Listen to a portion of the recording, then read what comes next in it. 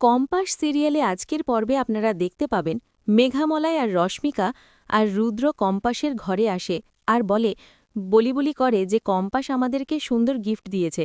তখন দরজাটা লাগানো থাকলে দরজাটা লক করে, তখন কম্পাস বলে কে হবে, তখন বাবাকে বলে বাবা একটু ধরো তো।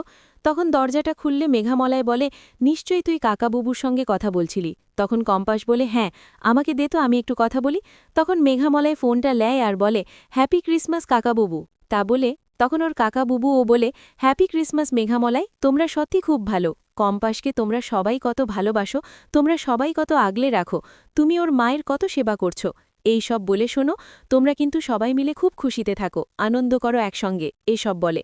তখন বলে আচ্ছা, এসব কথা বলতে থাকে। অন্যদিকে দেখা যায় যে জিত আর জিতের বন্ধুরা চলে গেছে সে দোকানে দাসানসে, আর সেখানে গিয়ে বলে আমরা একটা অফিস থেকে এসছি, আমাদের এটা রিড করতে। তখন ম্যানেজার বলে কিন্তু কেন, আমি তো এখানকার মালিক নয়, আমি ম্যানেজার সামান্য। তখন বলে হ্যাঁ ঠিক আছে, তো আপনি দেখান এখানে কি কি কেমিক্যাল বিক্রি হয় সেগুলো দেখব। আর একটা কেমিক্যাল বিক্রি করেছেন যেটা বেআইনি, যেটা কোনো কাজ থাকে না, আর ওটা নিতে গেলে কিছু একটা ডকুমেন্টস লাগে, সেই ডকুমেন্টস ছাড়া আপনি কাকে কাকে দিয়েছেন সেটা আমি দেখব। তখন বলে ওটা তো আমাদেরকে দেয়া বারণ স্যার, আমরা তো কাস্টমারের অনুমতি ছাড়া এরকম কাজ করতে পারি না। তখন বলে তাই নাকি, তাহলে দেখাচ্ছি মজা। তখন বলে শুনুন একটা কথা বলি, চুপচাপ শুনবেন তো। তো বন্ধুকে বলে তোরা দেখ তো কোথায় কি আছে, কি কেমিক্যাল এখানে বিক্রি হয়, সবকিছু খোঁজাখুঁজি করত। দিদি বলে আপনাকে কি বলছি, আপনি যাচ্ছেন না, আপনাকে বারবার করে বলছি যে আপনি ওই ডায়েরিটা নিয়ে আসুন, যে এই ডায়েরিতে লেখা আছে যে ওই কেমিক্যালটা কদিনের মধ্যে আপনি কাকে কাকে দিয়েছেন, আর কে কে নিয়ে গেছে, আর কোথায় বাড়ি, আমি সবকিছু ডিটেলস চাই।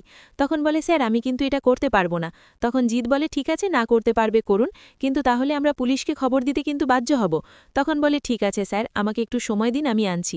বলে ঘরের ভিতরে যায় আর গিয়ে সেখানে অভিজ্ঞতের ফোন করে, আর ফোনটা অভিজ্ঞতে না থাকায় সেখানে মাহি ফোন মোনালিসা ফোনটা ধরে আর বলে কে বলছেন আপনি। তো অভিজ্ঞত নেই তো ওনার কাছে কোনো নাম্বার নেই তো। না দাদু একটু বেরিয়েছে, 1 ঘন্টা লাগবে আসতে। তখন ম্যানেজারটা বলে 1 ঘন্টা, তো হ্যাঁ কেন, আপনি কিছু বলছেন, যদি বলার থাকে আপনি আমাকে বলতে পারেন। তখন বলে যে কেমিক্যালটা আমাদের দোকান থেকে নিয়ে গেছিল, সেখানে কিন্তু অভিজ্ঞত সিগনেচার আছে, আর আমাদের দোকানে রেড করতে এসছে, আর সে পেপারটা চাইছে, যদি আমরা দিয়ে দিই তাহলে কিন্তু অভিজ্ঞত ফেসে যাবে। তাই আমি ওনার কাছ থেকে জানতে চাইছিলাম এখন আমি কি করতে পারি। তখন মোনালিসা মনে মনে ভাবে এটা কি বলছে, ওই কেমিক্যালটা দাদু নিয়েছিল। তখন বলে ঠিক আছে, আপনি একটা ওনাদের ছবি তুলে পাঠান তো আমাকে। তখন বলে ঠিক আছে আমি পাঠাচ্ছি। তখন ম্যানেজারটা জিতের ছবিটা তুলে আসে, ছবিটা নিয়ে গিয়ে তখন মোনালিসার মোবাইলে পাঠায়। মোনালিসা ছবিটা দেখে বলে একে যেন কোথাও দেখেছি, খুব চেনা চেনা লাগছে, কিন্তু কে।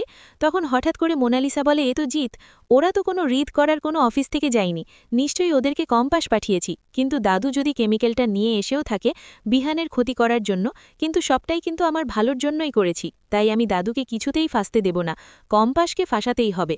তখন ম্যানেজারকে ফোন করে বলে শোনো, ওরা কোনো অফিস থেকে রিড করার জন্য যায়নি, কোনো অফিসারও না, ওরা হচ্ছে কি যে এমনি ছেলে পেলে, আপনি ওদেরকে পুলিশে ভয় দেখান আর ওখান থেকে তাড়িয়ে দেন।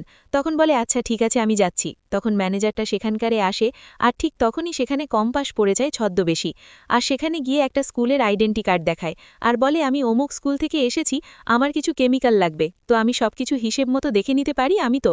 বলে হ্যাঁ দেখুন ম্যাডাম। তখন দেখতে থাকে। এদিকে জিত বারবার করে বলে কই আপনি দিলেন না তো সেই লিস্টটা। তখন বলে লিস্ট দিব, আপনারা কোনো রিড করতে আসেননি আমি খুব ভালোভাবে জানি। তখন বলে আপনি কি বলছেন, আপনি কি জানেন পুলিশ এখানে আসবে। তখন ম্যানেজার বলে হ্যাঁ ডাকুন পুলিশকে। এদিকে ম্যানেজার যায় আর গিয়ে বলে আচ্ছা ম্যাডাম আপনি তো কিছু নিলেন না। তখন কম্পাস বলে হ্যাঁ আমার যেটা নেবার আর যেটা দেখা সেটা আমি দেখে নিয়েছি, এবার আমি একটা লিস্ট পাঠিয়ে দেব আপনাকে, সেটা হিসেব করে আপনি পাঠিয়ে দেবেন। তখন বলে ঠিক আছে, মানে আপনি তাহলে এখন আসুন, আবার আসেন। এই সুযোগে তখন জিতকে ওরা মারতে গেলে তখন কম্পাস একটা কিছু গ্যাস ছুড়ে দেয়, আর সেখান থেকে জিতদেরকে বের করে নিয়ে চলে আসে। আর তখন জিতে বলে কম্পাস তুই এখানে কি করে আসলি, আর তুই এখানকার আসবি সেটা তো আমাদেরকে বলিসনি। তখন কম্পাস বলে আমি জানতাম তোরা যখন এখানে আসবি রিড করতে তখন এখানকার কেউ নাকি অভিজ্ঞতা তোকে ফোন করবে, আর ফোন করা হয়ে গেলেই ওরা বুঝতে পেরে যাবে যে তোরা কোনো রিড করতে আসিসনি, আমি সেই সূত্রে এখানকার পৌঁছে গেছি। তখন বন্ধুরা বলে সেসব ঠিক আছে, কিন্তু যে কাজের জন্য এসেছিলাম সে কাজটা তো হয়নি। তখন কম্পাস বলে হয়ে গেছে তো, তোরা যখন ওদেরকে বারবার করে প্রেশার দিচ্ছিলি কাগজটা দেখার জন্য, ঠিক তখনই আমি ওখান থেকে কাগজটা নিয়ে নিয়েছি, এবার শুধু পুলিশকে খবর দেয়া বাকি আছে, শুধু পুলিশকে খবর দিতে হবে। ঠিক ঠিক তখনই কম্পাস ঋতুজাকে ফোন করে, আর ঋতুজা একটা বই পড়তে থাকলে ফোনটা ধরে আর বলে হ্যাঁ কম্পাস বোর। তখন কম্পাস বলে মা আমি পেরেছি মা, সবটা পেরেছি। তখন ঋতু বলে নিশ্চয়ই অখিলেশ চৌধুরী। তখন বলে না মা, অভিজ্ঞত সিগনেচার আছে ওখান করে। তখন বলে তাই তো, আমি কাউকে ছাড়ব না, আমার ছেলের মারার জন্য এত বড় ক্ষতি করল, আমি এবার দেখ শুধু কি করি ওদেরকে, তোকে না জেলে পাঠাবো বলেছে, আর কেউ কাউকে জেলে পাঠাতে পারবে না, আমি কিভাবে ওর লাইসেন্স কিনে নিব, অভিজ্ঞত তুই শুধু দেখতে থাক ওকে কিভাবে নাকানি চুবানি খাবাবো কোর্টের মধ্যে, শুধু দেখবি তুই, বলে ফোনটা কেটে দেয়। আর ঋতু কান্নাকাটি করে বলে, ছি অখিলেশ, ছি, তোমার এবার খারাপও লাগলো না যে মানুষটা তোমার ছেলে এত বড় ক্ষতি করছে তার সাথে হাত মিলিয়ে কম্পাসের বিরুদ্ধে লড়ছ। ঠিক তখনই সেখানে মেঘামলায় আসে আর বলে, মা তো কি হলো বলো তো, আমি তাহলে যাচ্ছি, বেরোচ্ছি। তখন বলে, বেরোচ্ছ মানে কোথায়? তো ওই তো সেখানে কম্পাস বাবার কাছে। তো ঠিক আছে যাও, কিন্তু সাবধানে। এদিকে মুক্তি সব কথাগুলা কানপরকে শুনে নেয়। তখন ঋতুজা বলে, শোনো মেঘামলায়, তোমাকে কিন্তু অনেকেই ফলো করবে, তোমাকে কিন্তু সাবধানে সেখানে পৌঁছতে হবে, আর ডক্টরকে একবার চেক আপও করিয়ে নেবে। তখন মেঘামলায় বলে, আমি সব ব্যবস্থা করে রেখেছি মা, চিন্তা করবেন না।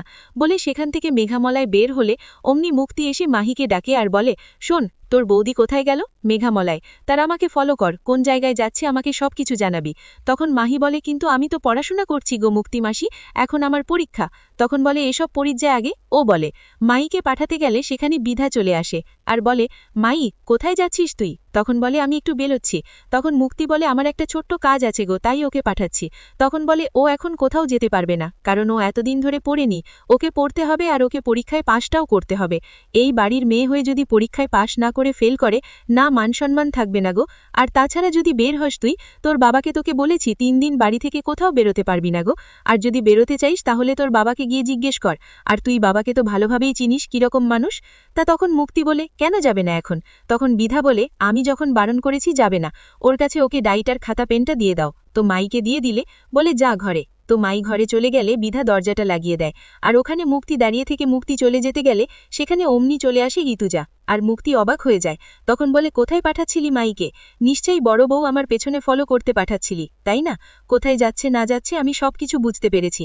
হ্যাঁ, একটা কথা মাথায় রাখিস মুক্তি, হ্যাঁ তুই যাদেরকে হেল্প করছিস, যাদের সঙ্গে তুই জড়ে আছিস, কি স্বার্থে আছিস সেটা আমি কিন্তু সবটা জানি না, কিছু কিছু জানি, হ্যাঁ, কিন্তু ওরা কিন্তু বড় ক্রিমিনাল, আর তুইও তাদেরকে হেল্প করে কিন্তু বড় ক্রিমিনাল হয়ে যাচ্ছিস। তখন মুক্তি বলছে, সর এখানে, তোর বাজে কথা শোনার মতো আমার সময় নেই। তখন ঋতুজা বলছে, আমি এক কথাও সরব না গো, মোকে সরানোর ক্ষমতা কারণ নেই গো, তাই বলছি যে কি আমি দেখবি কোর্টে গিয়ে তোদের কিরকম ব্যবস্থা করি। ওর অভিজ্ঞত আর তোর অখিলেশ চৌধুরী আর মুক্তি, ওদের সবার মুখোশ আমার দেখার জন্য জান্না ছটপট করছে। আর তখন কম্পাস বলে, মা কিন্তু অভিজ্ঞত কিন্তু বসে নাই, ও খুব ভালোভাবে বুঝে গেছে যে ওখানে রিড করতে কিন্তু আমরা গিয়েছিলাম, তা আমাদের কিভাবে বরবাদ করবে সেই অবস্থা কিন্তু ওরা করতে শুরু করে দিয়েছে। তখন ও বলে, সবকিছু ঠিক আছে, আমার বিহানের যে ক্ষতি করেছে তাকে আমি কখনো ছাড়ব না গো। তো আজকের পর্বটা কেমন হয়েছে? যদি ভালো লাগে তাহলে কমেন্ট শেয়ার সাবস্ক্রাইব করবেন, আর কোনো জায়গাতে ভুল ত্রুটি আপনি যদি বলে থাকি তাহলে আমাকে ক্ষমা করবেন।